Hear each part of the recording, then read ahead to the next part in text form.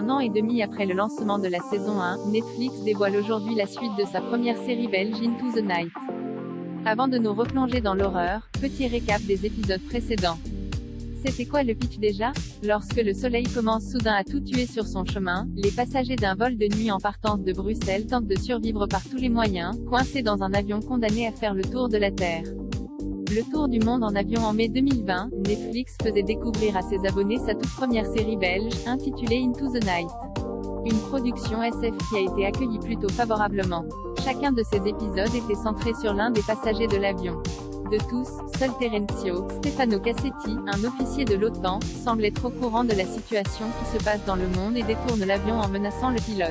Les autres membres du groupe comprennent rapidement qu'il n'est pas fou et qu'il se passe bien quelque chose de grave. En effet, une éruption solaire aurait démultiplié les rayons gamma, mortels pour les humains. C'est qu'ils n'ont pas assez d'essence pour pouvoir tourner indéfiniment dans le ciel. Ils atterrissent dans un premier temps en Écosse, où ils sont témoins d'une scène terrifiante sur le tarmac de l'aéroport, jonché de corps.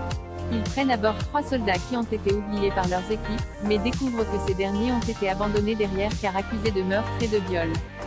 S'il arrive à se débarrasser de 2 d'entre eux, le 3e réussit à se faufiler dans l'avion. Un combat s'ensuit dans la soute. En parallèle de ce problème épineux, les passagers doivent gérer d'autres crises. Lorsque l'un des passagers s'écroule, ils découvrent qu'il transportait des diamants dans son ventre à la demande d'Ayaz Mehmet Kurtulus.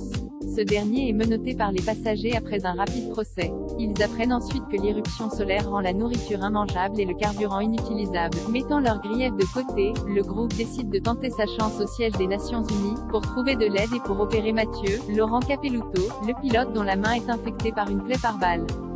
En arrivant sur place, ils découvrent la localisation d'un refuge en Bulgarie.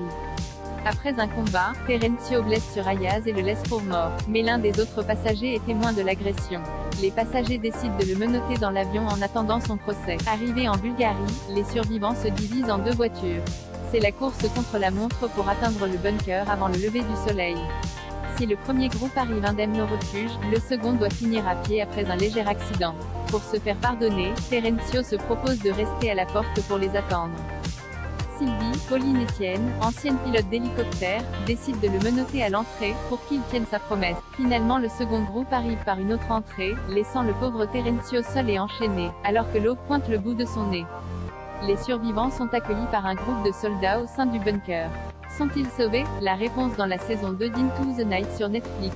Into the Night, saison 2 bande